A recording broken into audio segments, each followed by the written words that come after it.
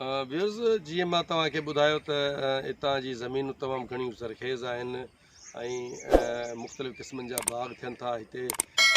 ही ग्रेट जो बाग़ आहे जंहिंमें ग्रेट जेको आहे बिल्कुलु तयारु थी चुको आहे ऐं मार्केट में पिणु अची चुको आहे। ऐं हिन ग्रेट जे बाग़ में जेको आहे मुख़्तलिफ़ क़िस्मनि जा फ़सुल पिणु काहे सघिजनि था। ऐं हीउ जेको ग्रेट जो वणु जेको थिए थो, हिन जो वणु जेको आहे थोरो स्पेस हूंदो आहे, 30 खां 40 फुटनि ते हिनखे पोखियो वञे थो। ऐं हिन ग्रेट जे बाग़ में ही जेको आहे तिरनि जो फ़सुलु जेको आहे उहो कायो वियो आहे। तव्हांखे ही नज़र अचे थो त हिन में स्पेस तमामु घणो हुजे थो, जंहिंमें कणिक बि काए सघिबी आहे ऐं ॿिया बि फ़सुल जेके आहिनि उहे काए सघिजनि था। पर हिते जेको हिन महिल तिरनि जो फ़सुलु जेको आहे हिन बाग़ में कायो वियो आहे। तव्हां हीउ ॾिसो त नंढा नंढा वण आहिनि ऐं नंढनि वणनि में जेको ग्रेट तयारु आहे उहो तमामु तव्हांखे नज़र अचे थो। जझे मिक़दार में हिन वणनि में ही ग्रेट लॻल आहिनि।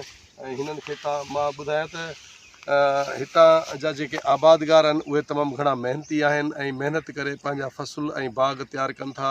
ऐं हीअ जॾहिं बाग़नि मां फ़सुलु मेवो तयारु थिए थो त मार्केटुनि में वञे थो ऐं उतां क़ीमती नाणे जी सूरत में उन्हनि खे उपत थिए थी। तमामु घणा हिते हारी ऐं आबादगार ख़ुशहाल थियनि था। छाजे करे तो हितां जी ज़मीन जेका आहे उहा तमामु घणी ज़रख़ेज़ आहे। ऐं ही ग्रेट जो जेको बाग़ आहे इहो 3 खां 4 सालनि में तयारु थिए थो ऐं 4 सालनि खां पोइ जेको आहे उपत ॾियणु शुरू करे थो। हिन सां गॾोगॾु हिन इलाइक़े में ज़ैतूननि जा बाग़ तमामु घणा आहिनि, अंबनि जा बाग़ जेके आहिनि तमामु घणा आहिनि, केलनि जा बाग़ तमामु घणा आहिनि।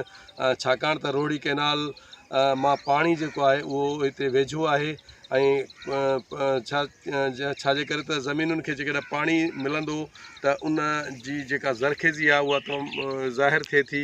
त हिते बाग़ जेके आहिनि उहे तयारु आहिनि। हिन में ग्रेट में जेको आहे ॿिया बि फ़सुल जेके आहिनि काए सघिजनि था ऐं आबादगार ॿीणा फ़सुल जेके आहिनि हितां आबादगार हासिलु करे सघनि था।